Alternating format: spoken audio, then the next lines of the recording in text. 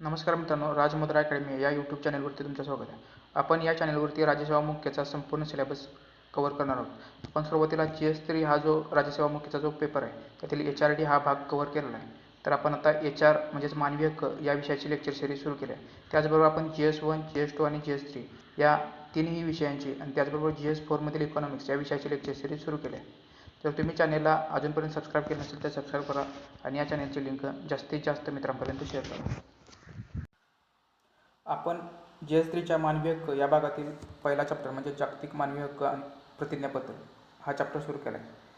तर याच्यावरती सरासरी 10 क्वेश्चन प्रत्येक वर्षी विचारले जातात. आजच्या लेक्चरमध्ये आपण कोणकोणते पॉईंट बघणार आहोत तर मूलभूत आंतरराष्ट्रीय मानवाधिकार करार, त्याचबरोबर कराराधीन संस्था कोणकोणत्या आहेत त्याचा अभ्यास करणार आहोत. त्यानंतर आपण मानवी अधिकार संरक्षण अधिनियम 1993चा, त्यानंतर राष्ट्रीय मानवाधिकार आयोग, मानवी हक्क अधिनियम 2006, राज्य मानवाधिकार आयोग, महाराष्ट्र राज्य मानवाधिकार आयोग, त्याचबरोबर मानवाधिकार न्यायालय, मानवी हक्क परिषद या घटकांचा अभ्यास आपण आजच्या लेक्चरमध्ये बघणार आहोत.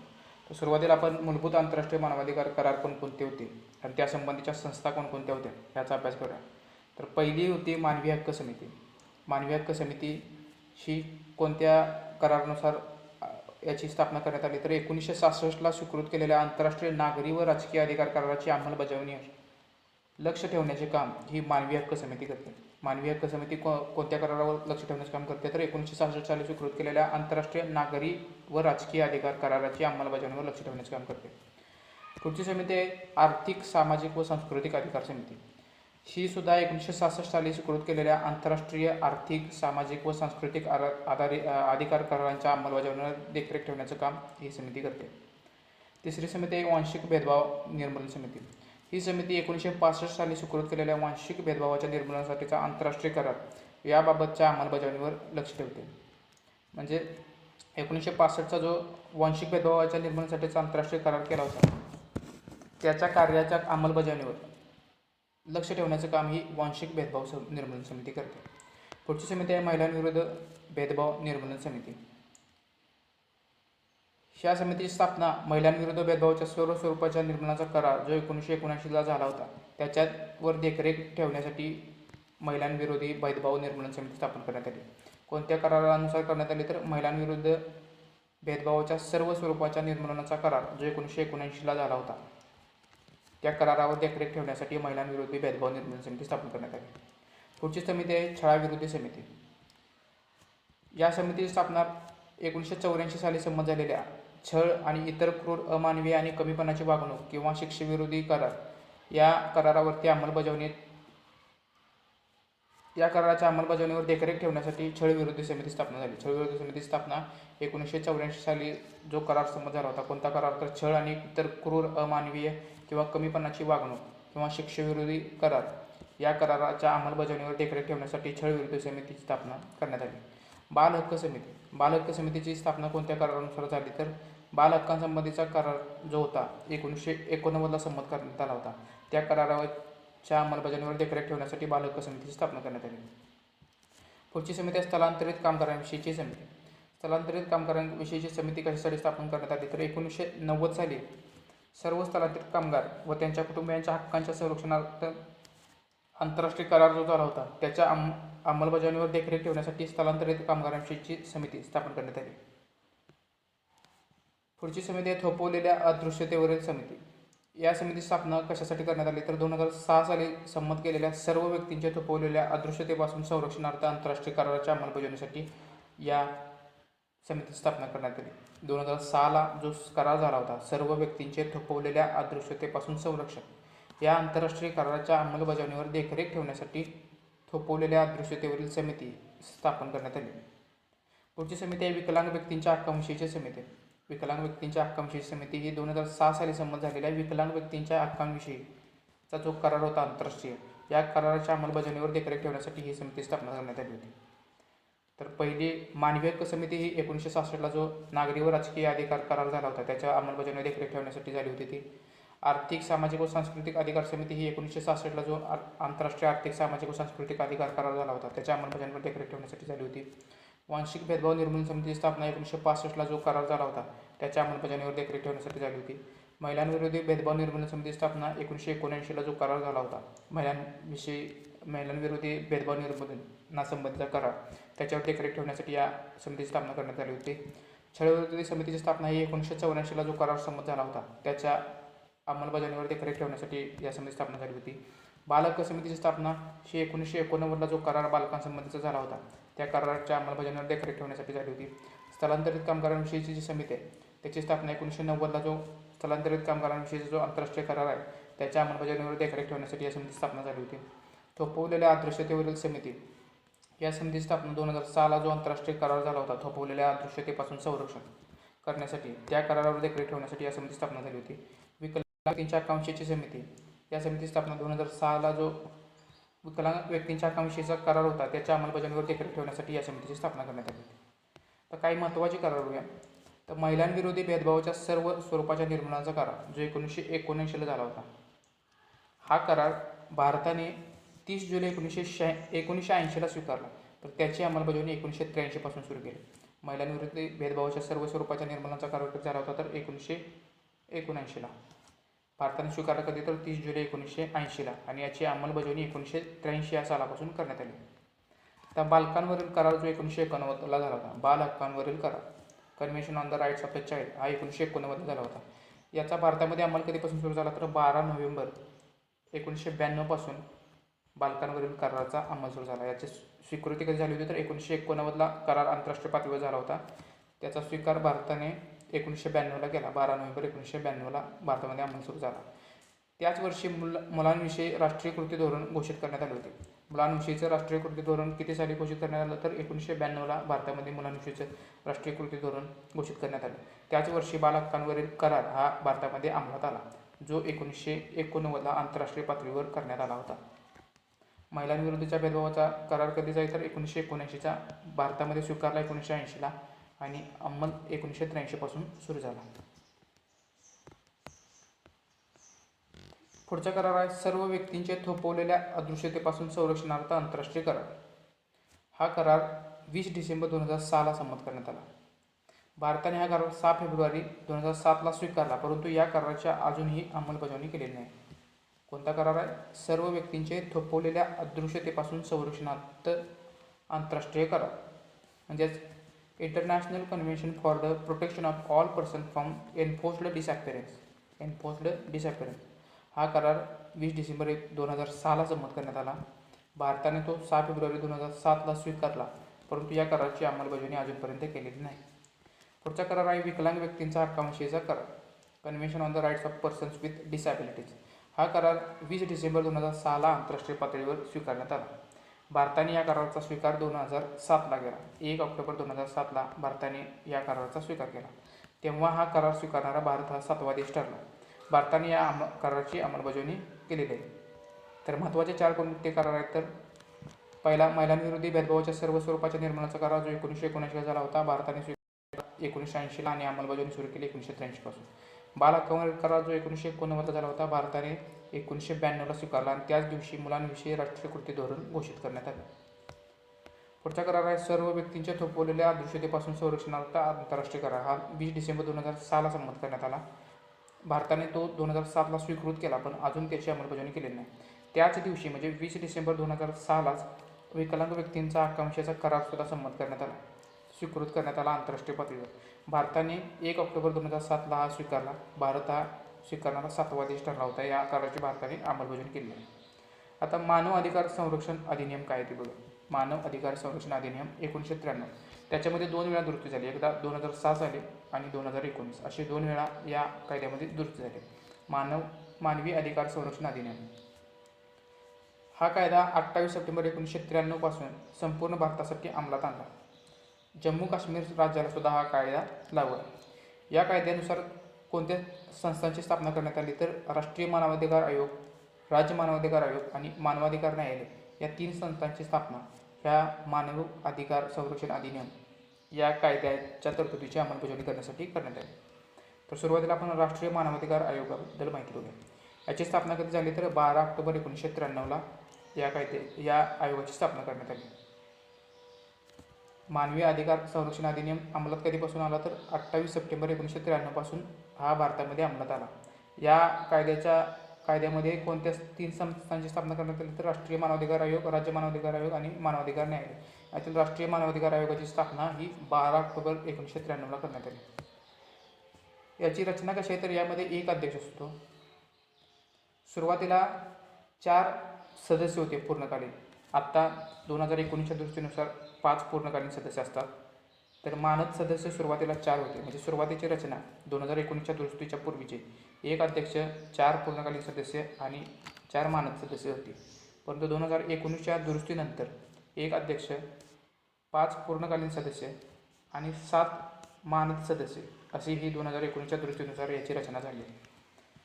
तर याचे अध्यक्ष कोण होऊ शकतात तर सर्वोच्च न्यायालयाचे माजी सरन्यायाधीश किंवा सर्वोच्च न्यायालयाचे माजी न्यायाधीश यापैकी कोणीही या राष्ट्रीय मानवाधिकार आयोगाचे अध्यक्ष होते. 2019 पूर्वी याच्यामध्ये काय तरतूद होती तर सर्वोच्च न्यायालयाचे माजी सरन्यायाधीश असणं हे गरजेचं होतं राष्ट्रीय मानवाधिकार आयोगाचे अध्यक्ष होण्यासाठी. परंतु ही अट 2019च्या दृष्टीने काढून सर्वोच्च न्यायालयाचे माजी सरन्यायाधीश किंवा सर्वोच्च न्यायालयाचे माजी न्यायाधीश जरी असले तरी ते राष्ट्रीय मानवाधिकार आयोगाचे अध्यक्ष होऊ शकतात. तर यामध्ये किती सदस्य पूर्णकालीन असतात तर 5 पूर्णकालीन सदस्य असतात. ते कोण कोण असू शकतात तर एक सर्वोच्च न्यायालयाचे कार्यरत किंवा माजी न्यायाधीश, एक सर्वोच्च उच्च न्यायालयाचे कार्यरत किंवा माजी मुख्य न्यायाधीश, तर 3 सदस्य हे मानवाधिकारांचे ज्ञान किंवा अनुभव असलेले 3 व्यक्ती असतात. एक कोण असते तर सर्वोच्च न्यायालयाचे कार्यरत किंवा माजी न्यायाधीश.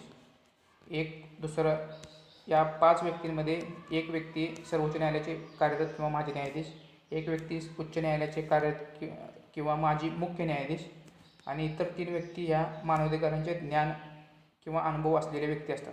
ह्या 3 मध्ये किमान एक महिला असावी ही तरतूद करण्यात आली. ही तरतूद आहे ती 2019च्या दुरुस्तीनुसार घालण्यात आली. 2019च्या दुरुस्तीनुसार पूर्णकालीन सदस्यांमध्ये किमान एक महिला असावी ही तरतूद करण्यात आली. मानद सदस्यांमध्ये 7 सदस्य असतात. सुरुवातीला 4 सदस्य होते. त्याच्यामध्ये 2019च्या दृष्टीनुसार 3 सदस्यांची वाढ करून एकूण 7 सदस्य हे मानद सदस्य असतात. त्यामध्ये कोणत्या आयोगाचे अध्यक्ष असतात तर राष्ट्रीय अल्पसंख्याक आयोगाचे अध्यक्ष, राष्ट्रीय अनुसूचित जातीचे आयोगाचे अध्यक्ष, राष्ट्रीय अनुसूचित जमाती आयोगाचे अध्यक्ष आणि राष्ट्रीय महिला आयोगाचे अध्यक्ष हे पूर्वी 4 मानद सदस्य होते. आत्ताच्या 2019च्या दृष्टीनुसार राष्ट्रीय मागासवर्गीय आयोगाचे अध्यक्ष, बाल हक्क संरक्षण आयोगाचे अध्यक्ष, त्याचबरोबर अपंग व्यक्तींसाठी मुख्य आयुक्त या सर्वांचा समावेश मानद सदस्यांमध्ये येतो. अशा प्रकारे मानद सदस्य एकूण 7 असतात. पूर्णकालीन सदस्य हे 5 असतात. तर अध्यक्ष 1 असे एकूण 7, 5, 12 एकूण 13 सदस्य, एक अध्यक्ष आणि 12 सदस्य अशी ही राष्ट्रीय मानवाधिकार आयोगाची आता सध्याची रचना आहे. तर कार्यकाल किती असतो तर सदस्य व अध्यक्षांना पदभार सांभाळल्यापासून 3 वर्षे किंवा वयाची 70 वर्षे पूर्ण होईपर्यंत ते पदावर राहू शकतात. 2019च्या दुरुस्तीपूर्वी याचा कार्यकाल किती होता तर 5 वर्षेपर्यंत किंवा वयाची 70 वर्षे पूर्ण होईपर्यंत ते पदावर राहू शकतात. परंतु 2019च्या दृष्टीनुसार हा कार्यकाळ कमी करून सदस्य किंवा अध्यक्षांनी पदभार सांभाळल्यापासून ते 3 वर्षे किंवा वयाची 70 वर्षे पूर्ण होईपर्यंत पदावरती राहू शकतात. त्याचबरोबर आता नवीन तरतूद काय करण्यात आले तर NHRC आणि SHRC म्हणजेच राष्ट्रीय आयोग आणि राज्य आयोगाचे जे अध्यक्ष आहेत त्यांची पुनर्नेमणूक होऊ शकते. त्याचबरोबर सदस्यांची सुद्धा पुनर्नेमणूक होऊ शकते. 2019च्या दुरुस्ती अगोदर फक्त सदस्यांची पुनर्नेमणूक होत होती, अध्यक्षांची पुनर्नेमणूक होत नव्हती. परंतु 2019च्या दुरुस्तीनंतर अध्यक्ष आणि सदस्य या दोघांचीही पुनर्नेमणूक होऊ शकते. त्यांचा कार्यकाळ 5 वर्षावरून 3 वर्षापर्यंत कमी करण्यात आला. त्यांची नेमणूक कोण करते तर सदस्य व अध्यक्षांची नेमणूक हे राष्ट्रपती करतात. उच्चाधिकार समितीच्या शिफारशीनुसार त्यांची नियुक्ती केली जाते. त्या उच्चाधिकार समितीचे अध्यक्ष कोण असतात तर पंतप्रधान हे त्यांच्या निवड समितीचे अध्यक्ष असतात. तर सदस्य कोण कोण असतात तर जे निवड समिती असते त्याचे अध्यक्ष पंतप्रधान असतात. तर सदस्य कोण कोण असतात तर 5 सदस्यांची ही बॉडी असते. 5 सदस्य आणि पंतप्रधान अशी एकूण 6 जण मिळून राष्ट्रीय मानवी अधिकार आयोगाच्या अध्यक्षाची शिफारस करतात. त्यामध्ये लोकसभा अध्यक्ष, राज्यसभा उपसभापती, केंद्रीय गृहमंत्री, लोकसभा विरोधी पक्षनेते आणि राज्यसभेतील विरोधी पक्षनेते असे एकूण 5 सदस्य आणि पंतप्रधान यांची जी समिती असते ती निवड समिती अध्यक्षाची शिफारस राष्ट्रपतींना करते. त्यानुसार नेमणूक राष्ट्रपती करतात. त्याचे कार्य आणि अधिकार निवड समितीमध्ये कोण कोण असतात तर पंतप्रधान अध्यक्ष असतात. सदस्यांमध्ये लोकसभा अध्यक्ष, राज्यसभा उपसभापती, लोकसभा विरोधी पक्षनेते, राज्यसभेतील विरोधी पक्षनेते आणि केंद्रीय गृहमंत्री असे एकूण 5 सदस्य आणि अध्यक्ष पंतप्रधान. कार्य आणि अधिकार याचे काय तर स्वप्रेरणेने किंवा पीडित व्यक्तीने तक्रार केल्यास किंवा तिच्या वतीने इतर कोणीही तक्रार केल्यास चौकशी करण्याचं कार्य हे मानवाधिकार आयोगाचं आहे. त्याचबरोबर मानवी अधिकारांच्या उल्लंघनाशी संबंधित चालू खटल्यात किंवा प्रलंबित खटल्यात न्यायालयाच्या अनुमतीने हस्तक्षेप करणे. तिसरे कार्य मानवी अधिकारांवरील करार व इतर आंतरराष्ट्रीय साधनांचा अभ्यास करणे व त्यांच्या अंमलबजावणीसाठी शिफारस करणे. मानवी अधिकार क्षेत्रात संशोधन हाती घेणे व त्यांचे प्रवर्तन करणे. 5वं कार्य या क्षेत्रात काम करणाऱ्या क्षेत्रात गैरसरकारी संघटना व संस्थांच्या प्रयत्नांना प्रोत्साहन देणे. वरील सर्व कार्य करण्यासाठी आयोगास नागरी प्रक्रिया संहिता 1908 म्हणजेच code of civil procedure code 1908 अंतर्गत दिवाणी न्यायालयाचे अधिकार देण्यात आले. यामध्ये कोणकोणते अधिकार देण्यात आलेले आहेत तर साक्षीदारांना बोलावणे, आवश्यकतेवर त्यांची साक्ष नोंदवणे, कोणत्याही दस्तऐवजाचा शोध आणि निर्मिती, ॲफिडेव्हिटवर पुरावा नोंदवणे, कोणत्याही न्यायालयातून किंवा कार्यालयातून कोणतीही शासकीय अभिलेख मिळवणे ही या बाबी किंवा हे अधिकार CRPC 1908च्या कायद्यानुसार राष्ट्रीय आयोगास दिले, राष्ट्रीय मानवाधिकार आयोगास दिले. त्यांचे कार्य महत्त्वाचे कार्य कोणते आहे तर स्वप्रेरणेने किंवा पीडित व्यक्तींनी तक्रार केल्यास चौकशी करणे, चालू खटल्यात किंवा प्रलंबित खटल्यात न्यायालयाच्या अनुमतीने हस्तक्षेप करणे, मानवी अधिकारावरील करार व आंतरराष्ट्रीय साधनांचा अभ्यास करणे व त्यांच्या अंमलबजावणीसाठी शिफारस करणे, त्याचबरोबर संशोधन हाती घेणे व त्यांचे प्रवर्तन करणे इत्यादी कार्य त्यांना देण्यात आले. तर राष्ट्रीय मानवाधिकार आयोगाकडे तक्रार करायची असल्यास ती कोणत्या भाषेत करता येते तर इंग्रजी, हिंदी किंवा 8व्या परिशिष्टात नमूद केलेल्या भाषेत याची तक्रार आपण करू शकतो. तक्रार स्वीकारण्यासाठी ईमेल, फोन, फॅक्स किंवा आयोगाचा मोबाईल नंबर हा उपलब्ध करून देण्यात आलेला आहे. आयोगाकडे स्वतःचे तपास कर्मचारी आहेत, म्हणजे आयोग स्वतःचे तपास कर्मचारीसुद्धा आयोगाकडे आहेत. त्या पद्धतीने ते तपास करू शकतात. पोलीस महासंचालक यांच्या अध्यक्षतेखालील तपासासाठी कर्मचारी आहेत. तसेच अनेक तपासणी खटल्यांमध्ये आयोग NGOची सुद्धा मदत घेऊ शकतो. आयोगाकडे स्वतःचे तपास कर्मचारी आहेत. पोलीस महासंचालक यांच्या अध्यक्षतेखालील तपास चालतो, त्यासाठी कर्मचारी दिलेले आहेत. त्याचबरोबर NGOची मदतसुद्धा राष्ट्रीय मानवाधिकार आयोग खटल्यामध्ये एखाद्या घेऊ शकतो. जर सशस्त्र सेना दलाद्वारे मानवी अधिकाराचे उल्लंघन झाल्याची तक्रार आयोगाकडे आल्यास यावर आयोग केंद्र सरकारकडे अहवाल मागेल. असा अहवाल केंद्र सरकारकडून प्राप्त झाल्यानंतर आयोग त्यावर कारवाई करणार नाही किंवा पुन्हा त्यावर कारवाई करण्यासाठी केंद्र सरकारला शिफारस सादर करेल. पुढील 3 महिन्यात आयोगाने सुचवलेल्या शिफारशींवर केंद्र सरकारने कारवाई करणे अपेक्षित असते.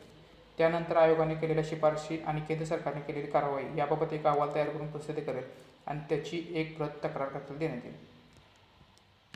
म्हणजे यामध्ये काय सांगितले तर आयोगाने केलेल्या शिफारशींवर केंद्र शासन आणि राज्य शासन सामान्यतः परिस्थितीत 1 महिन्यात कृती करेल. परंतु जर सशस्त्र दलाशी संबंधित जर अधिकाराचे उल्लंघन झाले असेल तर केंद्राला किंवा राज्याला 3 महिन्याचा वेळ देण्यात जातो. आयोगाने केलेल्या शिफारशींवर केंद्र किंवा राज्य शासन हे सामान्य परिस्थितीत 1 महिन्यात कृती करेल. सामान्यतः किंवा सर्वसाधारणपणे एखाद्या मानवाधिकाराचे उल्लंघन झालं तर केंद्र शासन आणि राज्य शासन 1 महिन्यात त्याच्यावरती कृती करून किंवा अहवाल सादर करेल. परंतु जर तीच घटना सशस्त्र दलांशी संबंधित असेल तर केंद्र आणि राज्य सरकारला जास्तीत जास्त 3 महिन्याचा वेळ देण्यात आलेला आहे. आता 2006 साली या 1993च्या कायद्यात कोणत्या सुधारणा करण्यात आल्या त्याबद्दल 2006 साली मानवी हक्क संरक्षण कायदा 1993 मध्ये सुधारणा करण्यात आल्या. त्या कोणकोणत्या तर पहिल्यांदा राज्य मानवी हक्क आयोगातील सदस्य संख्या जी सुरुवातीला 5 होती ती 3 करण्यात आली. राज्य मानवी हक्क आयोगाची संख्या 1993च्या अधिनियमानुसार 5 होती, ते 2006च्या दुरुस्तीनुसार 3 इतकी करण्यात आली. त्याचबरोबर दुसरी दुरुस्ती काय केली तर राज्य सरकारला न कळवता तुरुंगाला भेटी देण्याचा अधिकार राष्ट्रीय मानवी हक्क आयोगाला देण्यात आला. सुरुवातीला काय होतं तर राज्य सरकारला कळवून तुरुंगात भेटी द्याव्या लागत होत्या, परंतु 2006च्या दुरुस्तीनुसार राज्य सरकारला न कळवता तुरुंगाला भेटी देण्याचा अधिकार त्यांना देण्यात आला. तिसरी तरतूद काय केली तर राष्ट्रीय मानवी हक्क आयोगाकडे आलेल्या तक्रारी राज्य मानवी हक्क आयोगाकडे हस्तांतरित करण्याची तरतूद करण्यात आली. त्याचबरोबर national commission on scheduled tribes आणि national commission on scheduled caste या आयोगाच्या अध्यक्षांना राष्ट्रीय मानवी हक्क आयोगाचे पदसिद्ध सदस्य करण्याची तरतूद करण्यात आली. 5वी तरतूद काय तर चौकशी चालू असताना सुद्धा मानवी हक्क आयोगाला नुकसान भरपाई करण्याची शिफारस करण्याचा अधिकार देण्यात आला. चौकशी जर एखाद्या मानवी हक्काचे उल्लंघन झाल्याची चौकशी जर चालू असेल तर त्या विरुद्ध नुकसान भरपाई करण्याचा अधिकार हा आयोगाला 2006च्या दुरुस्तीनुसार देण्यात आला. चौथ्या तरतुदीमध्ये काय सांगितलं? चौथ्या दुरुस्तीनुसार आत्ता जे 7 पदसिद्ध सदस्य आहेत ते 2006ला किती झाले? 4. 2006च्या दुरुस्तीनंतर 4 झाले. ज्यावेळी 1993ला स्थापना झाली राष्ट्रीय आयोगाची, त्यावेळी 2 सदस्य होते. त्याच्यामध्ये 2006च्या दुरुस्तीने वाढवले. ते 2 कोण वाढवले? तर नॅशनल कमिशन ऑन शेड्यूल्ड ट्राईबचे अध्यक्ष आणि नॅशनल कमिशन ऑन शेड्यूल्ड कास्टचे अध्यक्ष हे 2006च्या दुरुस्तीनुसार वाढवले.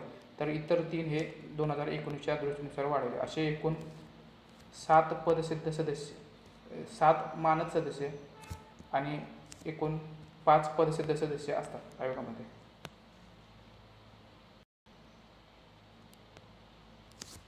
आयोगाचे आत्तापर्यंत कोण अध्यक्ष झाले? तर पहिले अध्यक्ष 1993 ते 1996 या काळात रंगनाथ मिश्रा होते. तर महाराष्ट्रातून अध्यक्ष कोण झाले? तर शिवराज पाटील हे 5वे, परंतु ते तात्पुरते किंवा ॲक्टिंग अध्यक्ष होते 2005 ते 2007 या काळात. पहिले अध्यक्ष होते रंगनाथ मिश्रा 1993 ते 1996 या काळात. आणि आता सध्याचे अध्यक्ष आहेत HL दत्तू, हे फेब्रुवारी 2016 पासून कार्यरत आहेत. तर राज्य मानवाधिकार आयोगाबद्दल माहिती बघूया. राज्य मानवाधिकार आयोगाची रचना कशी आहे? तर 1 अध्यक्ष आणि 2 सदस्य. ही रचना कधी बदलली? तर 2006च्या दुरुस्तीनुसार याची रचना बदलली. सुरुवातीला 1 अध्यक्ष आणि 4 सदस्य होते. त्याची रचना 1 अध्यक्ष आणि 2 सदस्य अशी करण्यात आली 2006च्या दृष्टीनुसार. याचे अध्यक्ष कोण होऊ शकते? तर उच्च न्यायालयाचे माजी मुख्य न्यायाधीश किंवा उच्च न्यायालयाचे माजी न्यायाधीश हे राज्य मानवाधिकार आयोगाचे अध्यक्ष होऊ शकतात. उच्च न्यायालयाचे माजी न्यायाधीश अध्यक्ष होऊ शकतात ही तरतूद 2019च्या दृष्टीनुसार करण्यात आली. याच्यापूर्वी फक्त उच्च न्यायालयाचे माजी मुख्य न्यायाधीश असणे गरजेचं होतं. परंतु 2019च्या दृष्टीनंतर उच्च न्यायालयाचे माजी न्यायाधीश जर असतील तर ते राज्य मानवाधिकार आयोगाचे अध्यक्ष होऊ शकतात. सदस्यांमध्ये काय तरतूद सांगितलं? तर उच्च न्यायालयाचे कार्यरत किंवा माजी न्यायाधीश किंवा 7 वर्षे अनुभव असलेले जिल्हा न्यायाधीश हे राज्य मानवाधिकार आयोगाचे सदस्य होऊ शकतात. तर दुसरी व्यक्ती कोण? तर मानवाधिकार क्षेत्रात ज्ञान असलेली तज्ज्ञ व्यक्ती हे राज्य मानवाधिकार आयोगाचे सदस्य होऊ शकते. याचे मुख्य कार्यकारी अधिकारी कोण असतात? तर राज्य मानवाधिकार आयोगाचे मुख्य कार्यकारी अधिकारी हे राज्य शासनाचे सचिव दर्जाचे अधिकारी असतात. आता राज्य मानवाधिकार आयोगाच्या अध्यक्ष आणि सदस्यांची नेमणूक कोण करते? तर राज्यपाल हे त्यांच्या अध्यक्ष आणि सदस्यांची नेमणूक करते. ही नेमणूक एका निवड समितीच्या शिफारशीनुसार करते. या निवड समितीचे अध्यक्ष कोण असतात? तर मुख्यमंत्री. आणि त्या समितीमध्ये इतर सदस्य कोण असतात? तर राज्याचे गृहमंत्री, विधानसभा अध्यक्ष आणि विधानसभेतील विरोधी पक्ष नेते. जर त्या राज्यात विधान परिषद असेल तर विधान परिषदेतील सभापती आणि विधान परिषदेतील विरोधी पक्ष नेते यांचा समावेश निवड समितीमध्ये होतो. याचा कार्यकाळ किती असतो? तर पदभार स्वीकारल्यापासून 3 वर्षे किंवा वयाचे 70 वर्षे पूर्ण होईपर्यंत राज्य मानवाधिकार आयोगाचे सदस्य आणि अध्यक्ष हे पदावर राहू शकतात. 2019च्या दुरुस्तीपूर्वी त्यांचा कार्यकाळ हा 5 वर्षाचा होता. तो घटवून 2019च्या दुरुस्तीनंतर 3 वर्षे इतका करण्यात आला. हे वयोमर्यादेच्या आत अध्यक्ष तसेच सदस्यांची पुनर्नेमणूक होऊ शकते. सुरुवातीला फक्त सदस्यांची पुनर्नेमणूक होत होती, परंतु 2019च्या दृष्टीनंतर अध्यक्षसुद्धा पुनर्नेमणुकीसाठी पात्र असतात. त्यांचे कार्य हे राष्ट्रीय मानवाधिकार आयोगाच्या कार्याप्रमाणेच असतात, परंतु राज्य व समवर्ती विषयासंबंधितच मानवाधिकारांच्या उल्लंघनाची चौकशी करण्याचे अधिकार हे राज्य मानवाधिकार आयोगाला देण्यात आलेले आहेत. आता महाराष्ट्र राज्य मानवाधिकार आयोगाबद्दल माहिती बघूया. याची स्थापना कधी झाली? तर 6 मार्च 2001ला. तारीख महत्त्वाची आहे. 6 मार्च 2001ला महाराष्ट्र राज्य मानवाधिकार आयोगाची स्थापना झाली. याची रचना कशी आहे? तर 1 अध्यक्ष आणि 2 सदस्य यामध्ये असतात. महाराष्ट्र राज्य मानवाधिकार आयोगाकडे तक्रार करण्यासाठी मराठी, हिंदी, गुजराती किंवा इंग्रजी यामध्ये मराठी दिले, हिंदी आहे, इंग्रजी आहे, परंतु गुजरातीचा सुद्धा समावेश करण्यात आला आहे. या 4 भाषांचा वापर केला जाऊ शकतो. पश्चिम बंगाल हे राज्य मानवी हक्क आयोग स्थापन करणारे पहिले राज्य ठरले होते. त्यांनी 1995ला राज्य मानवाधिकार आयोगाची स्थापना केली होती. पश्चिम बंगाल हे पहिलं राज्य आहे. महाराष्ट्र राज्य मानवाधिकार आयोगाचे आतापर्यंतचे अध्यक्ष कोण आहेत? तर पहिले अध्यक्ष हे अरविंद सावंत होते. पहिले अध्यक्ष अरविंद सावंत. तर सध्याचे अध्यक्ष हे M.A. सेगीते 2017 पासून. तर महाराष्ट्र राज्य मानवाधिकार आयोगाची स्थापना 6 मार्च 2001ला. यामध्ये 1 अध्यक्ष आणि 2 सदस्य. कोणत्या भाषेत तक्रार करता येते? तर मराठी, हिंदी, गुजराती आणि इंग्रजी. पश्चिम बंगाल हे राज्य मानवी हक्क आयोग स्थापन करणारे पहिले राज्य 1995ला त्यांनी स्थापना केली होती. सर्वात पहिले महाराष्ट्र राज्य आयोगाचे अध्यक्ष अरविंद सावंत, तर सध्याचे अध्यक्ष आहेत M.A. सईद. तर मानवाधिकार न्यायालयाची स्थापना कधी करण्यात आली, तर मानवी अधिकार संरक्षण अधिनियम 1993 नुसार प्रकरण 6 मधील कलम 30 नुसार, म्हणजे या अधिनियमामध्ये जे प्रकरण 6 आहे त्यातील कलम 30 नुसार म्हणजे सेक्शन 30 नुसार राज्य शासन उच्च न्यायालयाच्या मुख्य न्यायाधीशाच्या सहमतीने प्रत्येक जिल्ह्यात एक कोर्ट ऑफ सेशन मानवाधिकार न्यायालय म्हणून अधिसूचनेद्वारे घोषित केले. मानवाधिकार न्यायालय कोण घोषित करेल, तर राज्य शासन घोषित करेल. कोणाच्या सहमतीने, तर उच्च न्यायालयाच्या मुख्य न्यायाधीशांच्या सहमतीने. कुठे करेल, तर प्रत्येक जिल्ह्यात. कोणाला तर एक कोर्ट ऑफ सेशन जे असेल त्याला मानवाधिकार न्यायालय म्हणून राज्य शासन उच्च न्यायालयाच्या मुख्य न्यायाधीशांच्या संमतीने घोषित करेल. प्रत्येक मानवाधिकार न्यायालयासाठी राज्य शासन एखाद्या सरकारी वकिलाला किंवा किमान 7 वर्षे वकिलीचा अनुभव असलेल्या वकिलाला विशेष सरकारी म्हणून घोषित करेल. या वकिलाची नेमणूक कोण करेल, तर राज्य शासन एखादी सरकारी वकिलाला किंवा किमान 7 वर्षे वकिलाचा अनुभव असलेल्या वकिलाला विशेष सरकारी वकील म्हणून घोषित करेल. मानवी हक्क परिषद काय आहे, मानवी हक्क परिषद ह्युमन राईट्स काउन्सिल 1946 साली स्थापन करण्यात आलेल्या 53 सदस्यीय संयुक्त राष्ट्र मानवी हक्क आयोगाच्या जागेवर मानवी हक्क परिषद स्थापन करण्यात आली. म्हणजे 1946ला जी संयुक्त राष्ट्र मानवी हक्क आयोग स्थापन करण्यात आला होता, United Nations Human Rights council